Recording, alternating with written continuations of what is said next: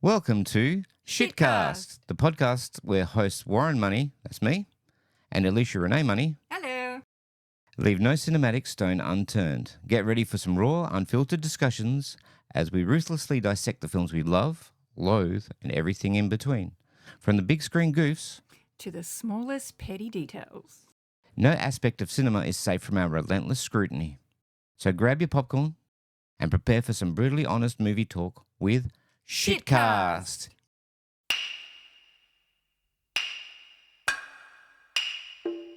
Hello, movie lovers. Welcome to episode 2 of Shitcast. We're your hosts, Warren and Eleesha-Money. We're going through the A to Z of shitty movies. This week we're up to B. And B means Batman. Forever. I don't know if you can see it in the background there with our shitty camera. Batman Forever. Lord, help us. I'm not even a religious person. Where to begin with this movie?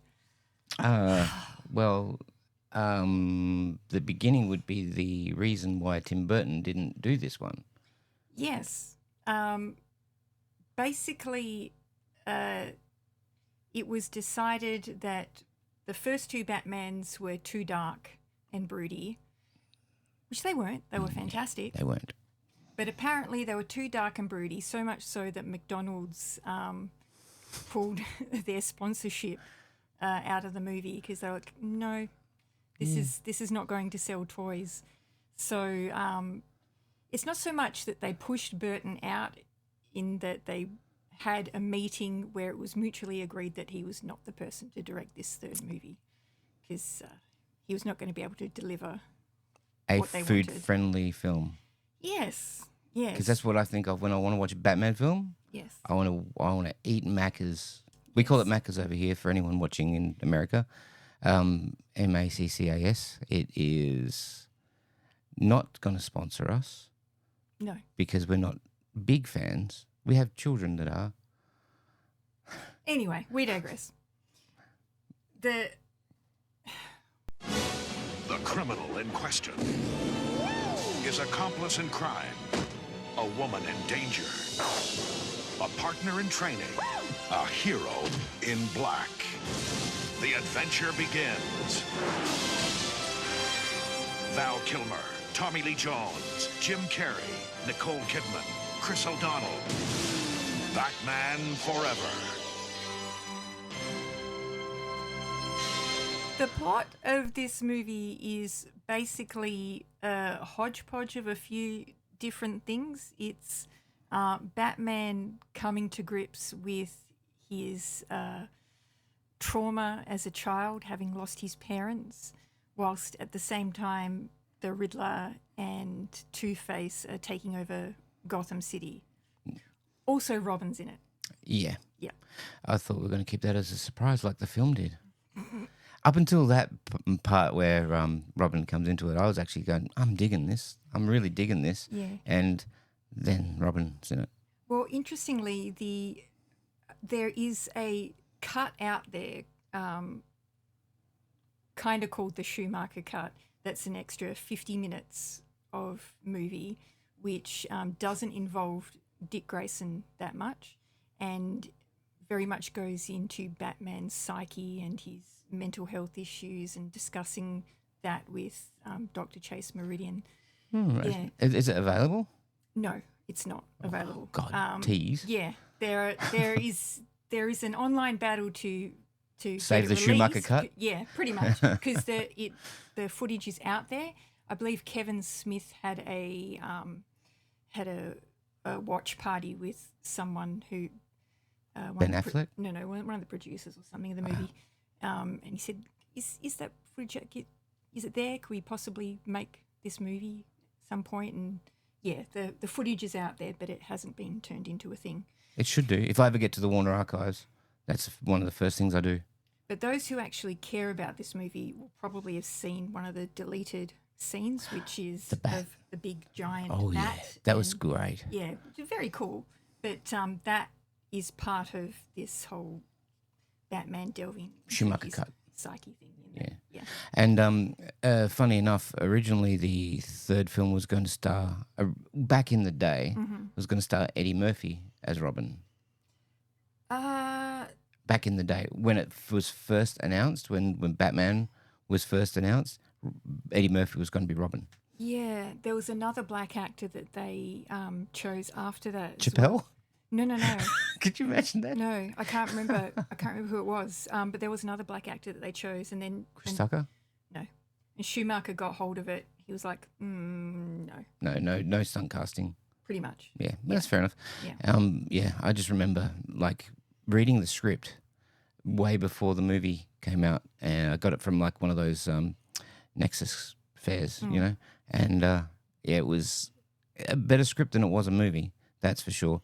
It's still not great. No, I think there's a good movie in there. It's just not all of the actors and not all of the production crew were on the same page about what movie they were trying to make. The lighting, the cinematography. Yeah, like Schumacher has very much said that this movie is based on the both on the 1960s TV show and some of the earlier comic books with 1940s, 1950s New York aesthetic mixed in with modern Tokyo, which I guess explains the neon, but It doesn't look like Blade Runner to me.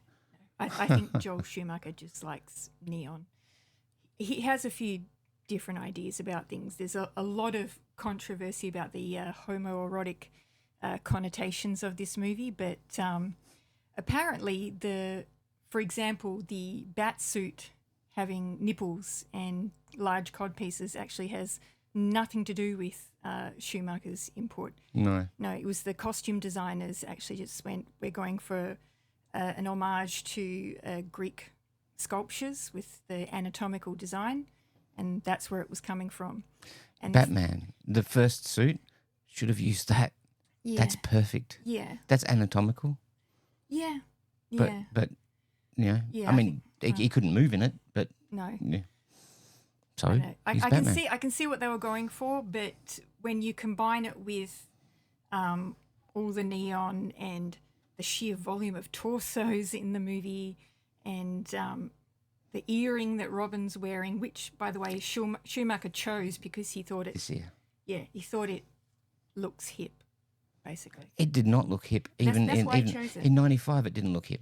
He thought it made Robin look cool. By the way, Schumacher is one of my favorite directors. He directed my second favorite movie of all time, which is The Lost Boys. Biggest Lost Boys fan ever. Yeah, and I don't give a crap about the homoerotic subtext or whatever. He's just a phenomenal director. St. Elmo's Fire, DC Cab, you know, they're all great, fun films, but there was a darkness. I actually see the darkness in this film, like that longer cut. Yeah. You can see it Yeah. in pockets, and I mean, from Falling Down and Phone Booth, Yeah. what he went on to afterwards, you can actually tell that that's the same director. Yeah, and it's a shame that Schumacher didn't get to reveal his cut because He would have been vindicated. yeah, the movie that we were presented with, you know, essentially got bogged down in homoerotic subtext and neon lights and all this nonsense that had literally nothing to do with the movie. People are reading shame. into that though. Yeah, it's they like were. it's like They this were very culture much, that's out now on X and Facebook and all that. People are bringing what they have in their personal life to movies, Yeah. and that's why there's no great reviewers anymore. You know, there's only critics. Yeah. On money making bold sweeping statements on Well, the internet. movie reviewers, yeah, I like movie reviewers because they review a movie because they love movies.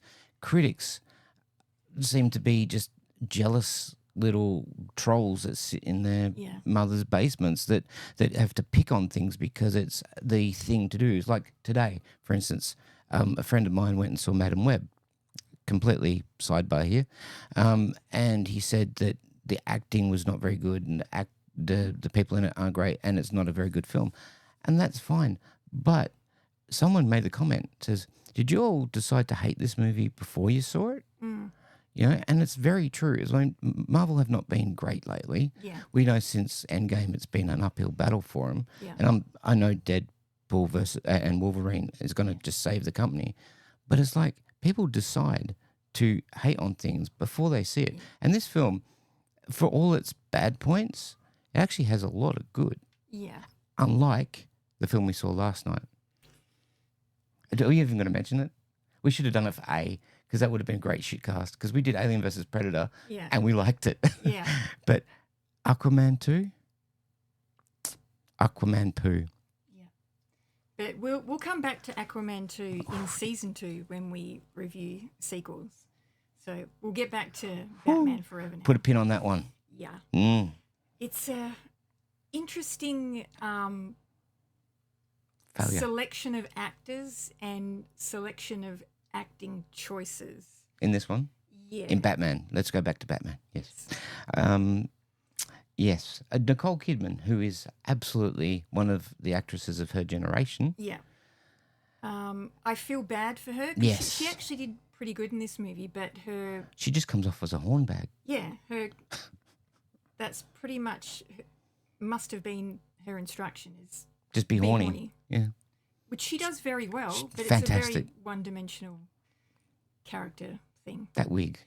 Yeah. Oof. I have the poster. Yeah.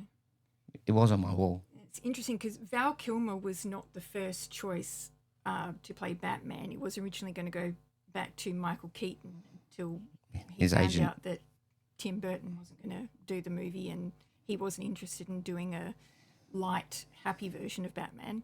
But he was originally cast, and next to him was going to be Renae Russo, who I think would have been fantastic. Mm-hmm. But apparently she's too old to play next to Val Kilmer.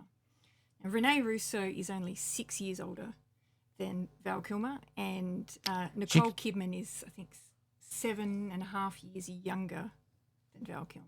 So, yay, Hollywood. Yay. I mean, she was fantastic in Thomas Crown Affair. Yeah.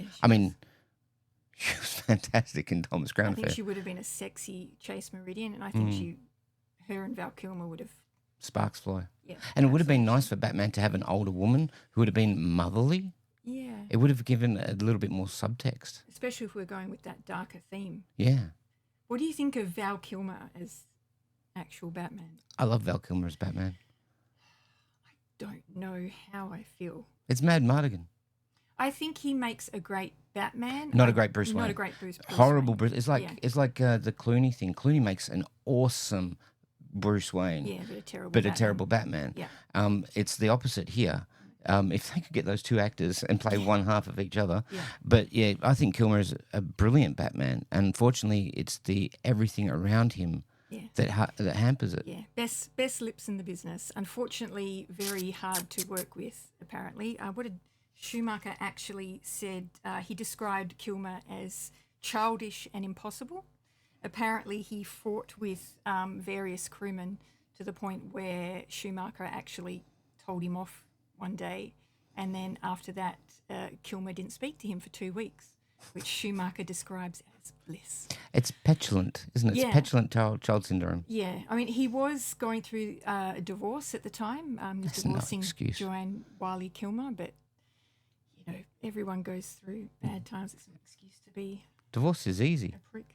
Yeah, but there's been a lot of talk about Jim Carrey and Tommy Lee Jones as well. We all know that Tommy Lee Jones does not like Jim Carrey. very much. Cantankerous. He's said it in interviews. I believe the exact line is he cannot sanction his buffoonery. But Schumacher actually says that Jim Carrey was a gentleman on set. I could believe that. Yeah, and in fact, Tommy Lee Jones was the problem child, and he seemed to be threatened by Jim Carrey and got into this game of one-upmanship where if you actually watch their performances, it You can makes see that. complete sense Mm. because Jim Carrey's being Jim Carrey. Straight off the back of Ace Ventura, that's how he got this role. So he's doing his over-the-top thing, which I think actually works very well. The Riddler's a great character. Yeah, He's Frank Gorshin. To be honest, I think Jim Carrey's one of the few actors who actually read the brief and knows what movie he's in. Frank Gorshin's the original Riddler. Yeah. He would have been like a twin brother to him. Yeah. Because he played the same Yeah. character. Whereas, Tommy Lee Jones is playing Two-Face, aka Harvey Dent, who's supposed to be, he's crazy. He's not supposed Psychotic. to be Yeah. wacky in the way that he was. And it literally did look like he just looked at what Jim Carrey did and went, I'm going to do that times 3. Mm-hmm. And it doesn't work because did not come off. He's not a comedic actor. No. I mean, he's a great actor. I mean, Fugitive and all that. But yeah, he's just literally not a comedic actor. Yeah. Like literal, there's no funny in him. That's why in Men in Black he's so cast perfectly because he is not funny. He's the straight man. Yeah. But Schumacher learned his lesson because he hired Tommy Lee Jones based off of working with him on The Client. But said, after this movie, he'd never work with him again, and he hasn't since. Well, he has worked with Jim Carrey. Yeah, the thing is, Joel Schumacher has passed away. So yeah, but this was back then. Before. I was going to say, he's working with him still? That's amazing. I want that Ouija board. Beyond the grave. Yeah. Beyond the grave. Nothing surprises me about Hollywood. Okay. That's her. I just got to say one thing, guys. If anyone out there is an aspiring filmmaker, watch Sam Raimi's movies. They're great inspiration. This film, don't, whatever you do, take a shine to Dutch tilts because you will become Dutch. You will be going to Amsterdam and living there from this film. It is Dutch Tilt City. We've got nothing against Dutch tilts. I love them. Sam Raimi, awesome, brilliant. Yeah. Dutch tilt. I use them in my films. Yeah. What I've done. But yeah, Sam Raimi is definitely an example of how to do them right and to use them for purpose. Unmotivated camera angles. To the Dutch tilts in this movie. Sometimes I felt like craning my neck this way going, what? Are they trying to cover up parts of the sets that weren't built? That's what I want to know. What's going on? Yeah. Not good. I mean, it's like, as I say, unmotivated camera movements. Just like Aquaman 2. Sorry. Yeah. Just about everything was unmotivated in the movie. I got really excited in the opening credits. Yeah. The music swell. Elliot Goldenthal's score was... It's very pedestrian. It is very pedestrian, but the opening... the triumphant. Batman Triumphant was really good, I thought. It is a good film. Until the credit roll across, like the actors' names across the screen. It's like, Superman did it better. Yes. Sorry. Yes, much better. Yeah, I see what you're going with, and it's cool, but Superman did it better. Yes. And then only went downhill from there. The music obviously was taking cues out of the 1960s TV show that, whoa, bam!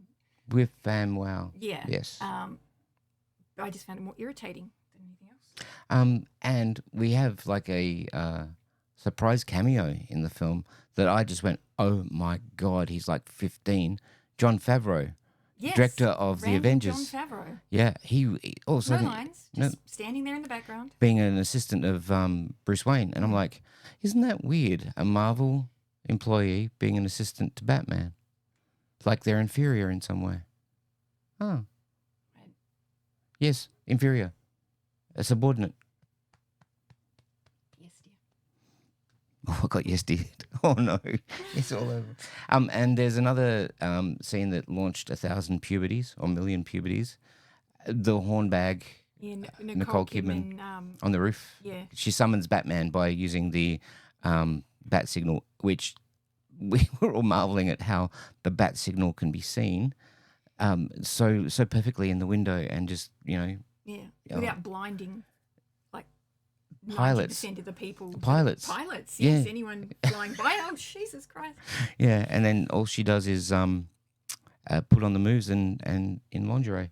Yeah. And Batman... No, she was wearing a little black dress in was that it? scene. Yeah. It was later on in the movie where Batman comes to meet her at her apartment and she's just wearing a silk lace-edged sheet, which, by the way, Nicole Kidman was fully naked underneath.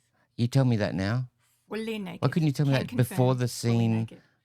Before the scene actually was on. I didn't know until afterwards, but she was fully We might have to watch this movie again. What? Anyway. Yeah. Anyway. So, a good thing I did like about this film is it used a lot of practical sets and a lot of miniatures, which the miniatures were flawless in some parts. Those big statues outside Wayne Enterprises, I thought they were we know the miniatures, and that's one thing that Burton does better than anyone. And it had a lot of good set design in that regard, but you couldn't see it for the Dutch angles. It wasn't utilized to its full potential because of the cinematography. They were so obsessed with Dutch angles and close-ups of the actors that you couldn't actually see these great sets that they had in the background. And the only times they zoomed out and you got any sense of scale or atmosphere, it was CG Gotham. And every time I see CG Gotham and Wayne Manor, I just think of Encarta 97 for some reason. Really? Yeah, just, That's Microsoft, isn't it? Yeah, when you enter like Encarta 97 and that little library there with the shitty graphics and you explore the castle. Yeah, the castle. It's like that kind of level of shitty takes graphics. me back. Not something you want to be reminded of when you're watching a multi-million-dollar blockbuster. No. But the thing that got me is like, the Riddler's plot is to steal people's IQ. He's got like a device that gives you VR. It's like you pop it on your head and it gives you VR. And at the time that you're watching this goggle box, it's sucking your IQ out and feeding it through the network. It's called the Enigma Tech box. Yeah, it goes through a network and feeds into him and gives him IQ and Two-Face as well. But I like the fact that it was a green box. It looked like an X, and it had virtual reality. So to me, it was like the precursor to what we have now, like with the VR2, like the PlayStation. It's a pity it wasn't a Sony film because it would have been a hell of a good sponsorship. Interestingly, though, that's not what they originally wanted to do with the Riddler. The original Riddler was named Lyle Heckendorf, and he came with a pet rat. Oh, yeah, just like the guy in Alcatraz. Yeah, and he obtained his Riddler costume from a fortune-telling leprechaun at the circus. And as you do. His company was called Heckentech, I think. Heckentech. That's cool. Yeah. So it wasn't quite the same as what we ended up. They went traditional. They went with the 60s, and I'm happy for it. But it did look like an Xbox, and also what they were doing was like what we have now. People's IQ's getting sucked through the television, through Prime and all that stuff. Prime, we love you. Please sponsor us. I like what Preston had to say though about my son, 18-year-old son Preston, said that the Enigma Tech boxes looked like someone had popped a whole pile of popcorn and stuck it in a cone. On their head. On top of their heads. That's exactly what it looks like. This probably is what they did because, I mean, the best production design is often the simple production design. Yeah. And you know that. Yeah.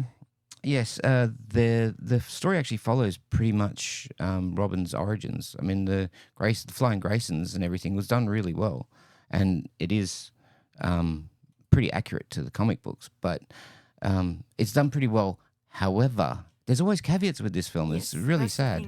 Yeah, however, the minute Dick Grayson is introduced on screen, the movie becomes bloated.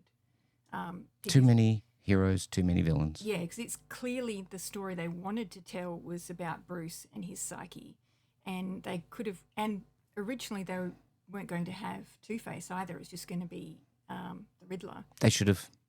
They should have stuck it with that. Like the thing that irks me about Batman Returns, and I love Batman Returns, that's like one of my favourite Christmas movies of all time, is that there's two villains. But I don't see Catwoman as a villain, so I can sort of reconcile this. But having like the Joker in the first film, perfect. Batman versus the Joker. That's what you need. It's like in the second film you had Batman versus Penguin versus Catwoman. But she's more of an ally by the end of the film, so I'm okay with that. This one, two villains, two heroes. Yeah. It's just too much. You know, And then they did not learn for the next movie. We had three heroes and three villains. Yeah. And this is why, I hate to say it, guys, anyone that knows me well, I'm not a fan of the Nolanverse because in The Dark Knight, you had Batman, you had Two-Face, you had the Joker, right? Too many. Yeah. Too many. Just choose one. You just have to have one. It's strong enough. The stories are strong enough. Look Keep at the it Batman. simple. Less characters, round them out properly. That's what we want to Have some see. psyche, have Bruce have a reason, not just his parents got killed. Actually, that's one thing I did pick up on this time. It wasn't just about his parents getting killed. When he's talking to Dick about you kill that person, and then you go out the next night and you kill the next person and the next one, and where do you stop? That's what they should have gone for. That's the movie they should have done. It's like it's the Robert Pattinson Batman, really. Because that to me is like the best depiction of Batman since Michael Keaton. Since Michael Keaton. Okay. Okay, I'm throwing Ben under the bus. Michael Keaton. I'm throwing Ben under the bus for that one because I love Ben Affleck as Batman. However, the films he was in were shocking. Anyway, let's talk about the costume design and The makeup butts. effects. The butt. The butt. I saw bat butt. Again, we've since learned that the bat butt had to do with Greek statues. No, that's an excuse. That's a what they call it, a Monday morning quarterback sort of thing. But put that aside. Please. The first Batman suit at the beginning of the movie was I thought Robin's outfit was. I thought that was really good. The silver bat suit. Oh, so tacky. So tacky. Very tacky. He literally spray painted Silver. suit, for a rave. Does not look good. And speaking of raves, there is a lot of neon in this movie. Neon. So much neon. I think they like neon's got freon in it, isn't it? That's the chemical, isn't it? Yeah. I think California would have run out of freon. Just awful. But there's part of me that likes the glow in the dark, the makeup, and those thugs in the alley. Yeah, that's sort of eerie looking. I didn't mind that, but it got too much. I don't think it needed to use throughout the entire movie. Yeah. The costume designers were Bob Ringwood, who did the original Dune, and he did the original Batsuit for the Tim Burton movies. And I like Bob Ringwood. Yeah, Ingrid Ferran, who went on to do Batman and Robin's costume It's design. It's her. And The Client. So Chelsea Schumacher. I mean, she did a really bad Batsuit in The Client. I hated that. There were some really interesting, like the Riddler's costumes I thought were fantastic. Yeah, Apparently Jim Carrey had a little bit of a say in how his costumes went. He's a big fan of the original TV show, so he had a few ideas, especially with the Silver. No, the stick that he knocks around. That's so cool. He did so much work with the stick. Yeah, It was apparently so much so that he destroyed the ground of a couple of sets and the inside of his trailer, just trying to swing it around and get it to look perfect. But why wouldn't you? Because he did a great job. Yeah, he good was. for him. It looked great. I just wish it would have been like the Batman, a Riddler film. Yeah. It would have been great. He's one of his final costumes is this white onesie with rhinestones all over it, and I thought He's a that rhinestone has got to be made by cowboy. Swarovski. It was so beautiful, but I looked into it and it's not. Apparently, they just use standard rhinestones, which they hot glued onto the costume. And if you actually look carefully, the continuity of where the rhinestones are on the outfit changes from scene to scene because they kept falling off due to Jim Activity. Carrey's moving around and sweating in the costume. So, I could imagine it would have been a sweaty set. yeah, oh yeah. I mean, geez, imagine being. I mean, I feel for the actors who ever play Batman because, I can't even handle having That's clothes in summer. Part of Val Kilmer's excuse for his behaviour on set was the fact that the costume was so heavy that he felt like he couldn't breathe and he couldn't hear anyone because it covers your ears like that. So he couldn't hear anyone speak to him. So after a while, people just stopped speaking to him and he felt really isolated. And That's sad. yeah. And really sad. I mean, Schumacher actually has nothing but nice things to say about him, and so did Nicole Kidman. Yeah. Yeah, they defended him. The only person that didn't say anything nice about him was Tommy Lee Jones. No, Schumacher originally said he was It was difficult. impossible to work Yeah, with, but they mended he peddled fences. he peddled it back years later before he died, and Yeah. in that special that we've got on the Yeah. 4K, right there, on the Blu-ray thing, he actually said, "Look, Val's a sweetheart. It's just he was in an impossible situation." Yeah. Yeah, I know what it's like being It's a shame Batman. because apparently Val Kilmer was really, really excited at the prospect of being Batman. He was actually in a bat cave, in an African bat cave. Ghost of the Darkness? Ghost Yeah, in he was Darkness, yeah. researching for the Ghost of the Darkness. And when he got the call that he was to be Batman, and he just accepted it without having read the script because he was in a bat cave. And That's so. why wouldn't you? So Why wouldn't you? what do you call it? Coincidental. Yeah. Coinky-dink. Yeah, but then he got on set and put on the bat suit and found that it wasn't so fun. No, I mean it's not fun wearing a bat suit. No. Experience, I can tell. And apparently Robin's suit weighed 41 pounds as well. That's all right. That's still heavy. If you're doing a lot of action, that's heavy. Oh, I wrote a note there. I don't want to actually read out because that's problematic. Yeah. Then maybe don't. Okay. Should we move on to who we think this movie is for? Oh yeah. Yeah. I know who it's for. Who do you think it's for? 6-year-olds. This movie is either for small children or adults who have just taken a pile of LSD because it's basically a rave. So you need to be in the mindset of wanting to be in a rave, I think, to enjoy this movie. No one else is going to want to watch it, I don't think. I think anyone who watches this in a straight way, like not screwed up, they're watching the wrong film. They may as well watch Keaton's because Keaton's you can watch without inebriation or any substance abuse. Yeah, yeah, Yeah, for 6-year-olds. 6-year-olds definitely. And the actually, I'll say this one is for 10-year-olds. The next one is for 6-year-olds. Yeah. Actually, the next one's for no one. I don't know. Actually, Point being, if you're an adult, maybe give it a miss unless you're Die Hard. Yeah, or taking hallucinogenic substances, Yeah. which we're not recommending. No, please don't. Say no to drugs. Yes, hydrate. Okay, we're going to give out some awards now. Starting with most what the fuck moment. There were a few in this movie, actually. Can I tell you my one? Yeah, go for it. Oh well, mine's got my favourite line in it too. Okay. Okay. At the beginning of the film, Batman is rescuing a bank from losing their safe, and the security guard is trapped in the safe, and he's got a bit of gaffer on his face, and his hands are tied. Batman jumps in without even thinking about it to save him, and he rips off his gag, and he goes, "It's a trap," and then he proceeds to give the most exposition of a non-consequential character I've ever heard, as they are going up in a helicopter because Two-Face is lifting up the safe in a helicopter.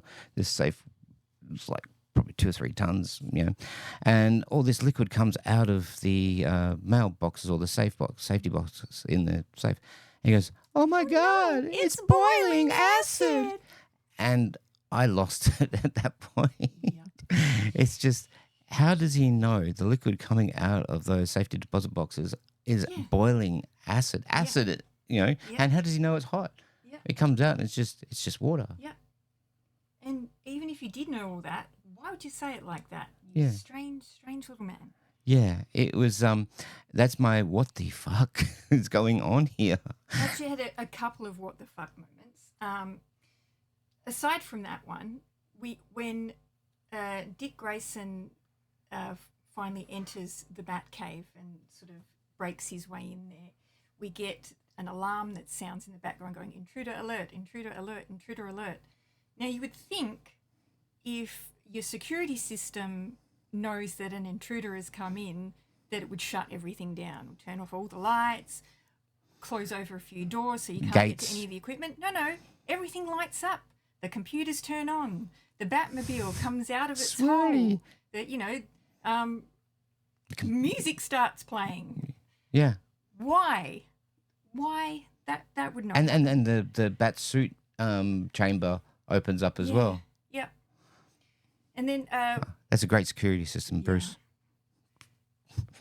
And then we also have in the circus scene the slowest ticking time bomb ever. Yes, it is, isn't it? Yeah. When If you time it, it's not Back to the Future, folks. no, you can time it pretty specifically when he picks it up and drops it down on the roof of the circus. We have 6 seconds left. If you count 6 seconds, it's about 12. It's not quite that many, but I think there's an extra 3 or 4 seconds after it lands in the water before it Bang. It's pretty it's bad. bad timing. But do we give the award for? Oh, what's your worst line? Worst line of dialogue? Oh God. I actually am going to give it to, instead of giving it to "Oh no, it's boiling acid" from our security guard friend, I'm going to give it to Batman himself for turning to Alfred and saying, "I'll get drive-through." That's a McDonald's plug if I'd ever heard one. Mm-hmm. I'll get drive-through. That's how he says it. Mm. Tacky.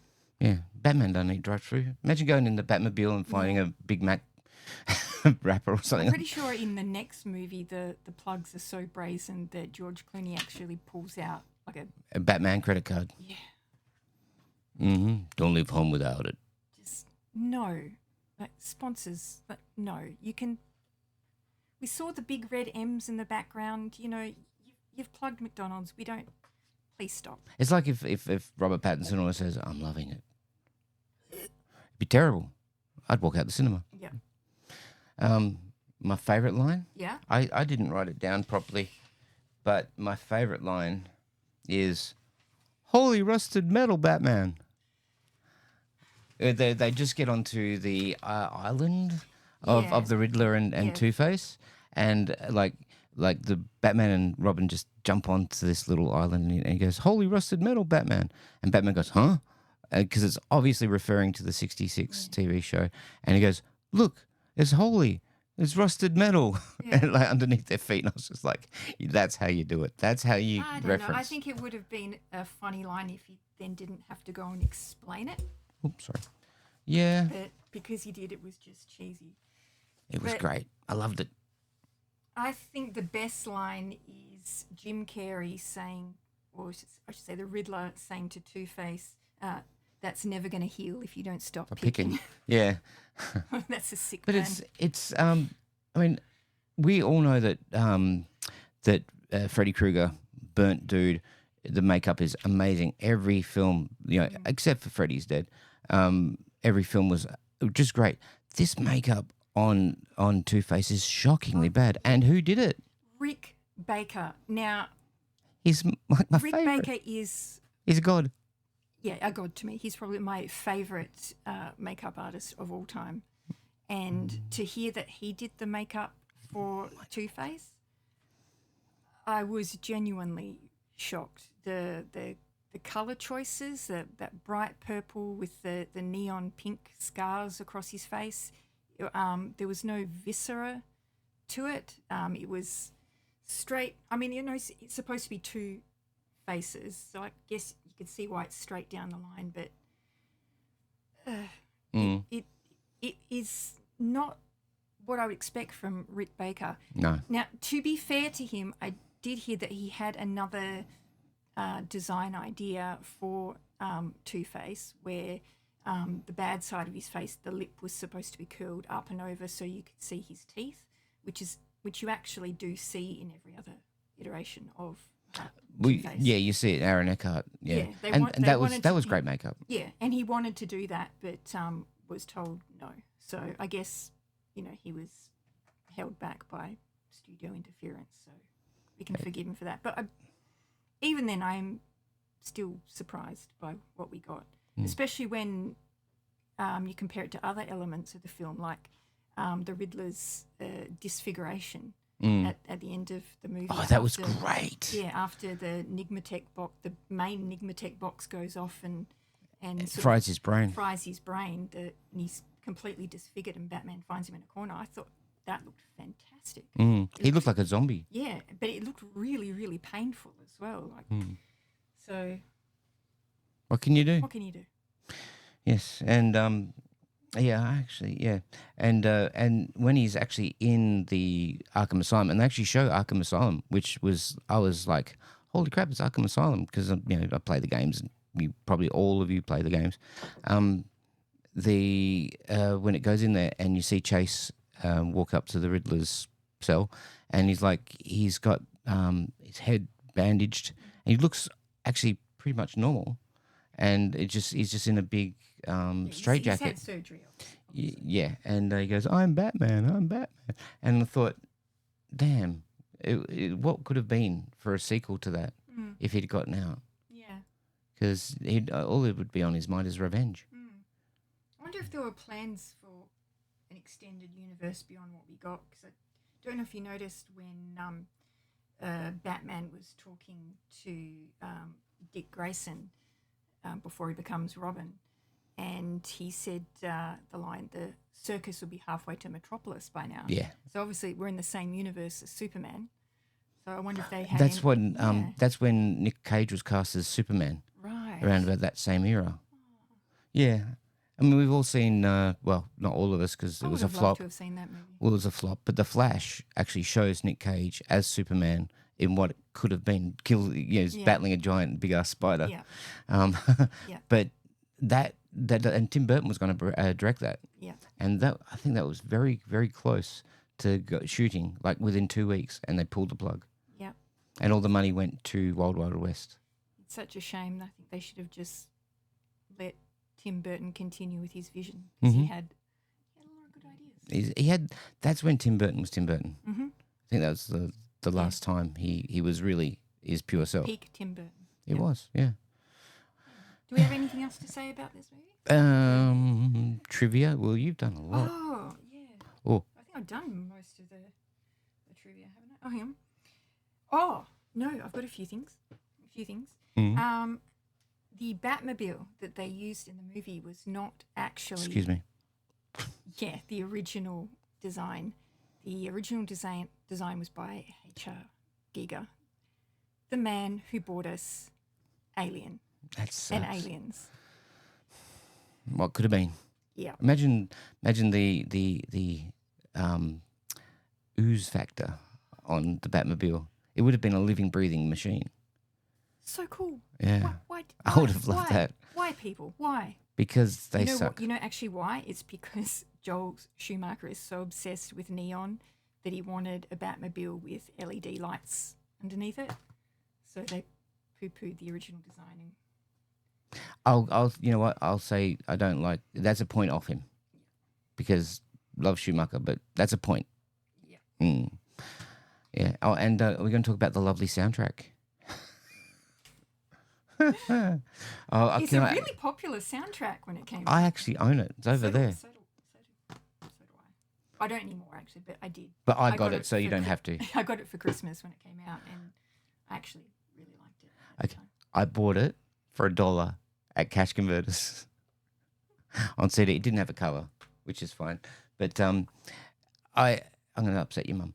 I used to be a U2 fan when I was a kid. I used to love them up until Zeropa. And when this came out, I was so excited because it's U2 and I was a big fan at the time.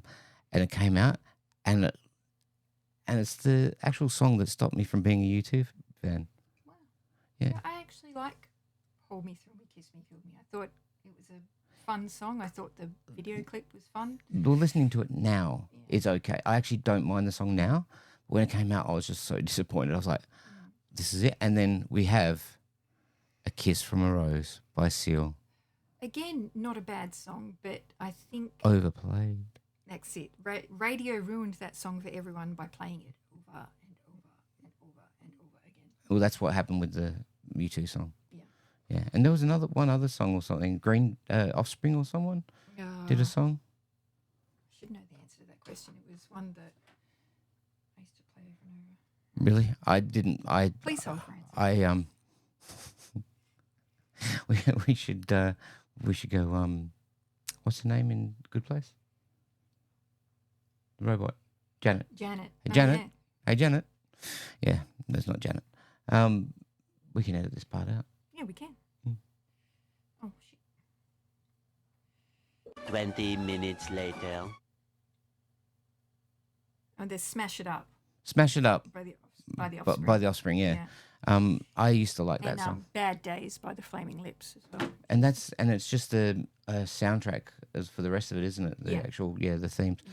And it's not too bad. Like as far as okay, Elliot Goldenthal did a better job than Hans Zimmer. That wouldn't be difficult though. Okay, hold on, ready? Better than Hans Zimmer. Okay. Yeah. Better than Hans Zimmer. Yeah. Yeah. I don't care who you are, what you say, his Batman scores are awful. Just awful. They're, to quote Jason Segel, they're ominous tones. Yes. Extremely ominous tones. I mean, you can't beat Danny Elfman as far as I'm concerned. No, that's the Batman score. Yeah. Track 19. Yeah. Yeah, we know what that is. Yeah. If you're a fan, you know what that is. It's like Back to the Future, the main theme. It's like certain themes to movies that are inseparable. Yeah, but this is not a soundtrack that I would play in the background over and over. In the car. No. Yeah. We play that theme in the car, and we are going... Of the original Batman. Yeah, the Batman and score. it makes you drive fast. I went to see Dracula back in the day, and I had the Batman soundtrack, and I got to Inaloo Cinema. That's where we are in Perth, and I got there in record time because of that soundtrack. It was just like, yeah. You would not play Batman Forever though in the middle of the night to pep you up because like No. the opening is great. It's a bunch of Yeah. after that. It's just ominous tones, almost. Actually, no. No, it's not even ominous tones. It's irritating cartoony tones. Yeah. I mean, Shirley Jackson did Shirley Jackson? I think it's Shirley Jackson. Oh, I should know this. The one that did the Batman animated. She used Danny Elfman themes and created her own themes, and she did a bang up job. She did Mask of the Phantasm as well around about this time, and her stuff is just phenomenal. I mean, Elliot Goldenthal was told not to use Danny Elfman's themes at all, so he was told to come. They're hobbling the film before it even comes out. Yeah. Oh well, it's out. Anyway. It's out. It's been out since '95. That is what 28 years ago. No, 29. 29 years ago. So what are we going to give Batman Forever out of 10? Out of 10. Mm-hmm. It's not the worst. It's not the best. 4.5. I'm going to give it a 4. Yeah, some of the costume design and a couple of the performances kind of tipped it over from it being entirely crappy, but it's not a good movie. And I would never watch it. For shits and giggles. Yeah. This is a purposeful watch. Yeah. We But, did this for you. but I did buy it. I'm a completist. I've got to have all the Batman films. I mean, I don't mind if I don't have Nolan's last two, but especially Dark Knight Rises. Are we signing off? We are signing Yes. off.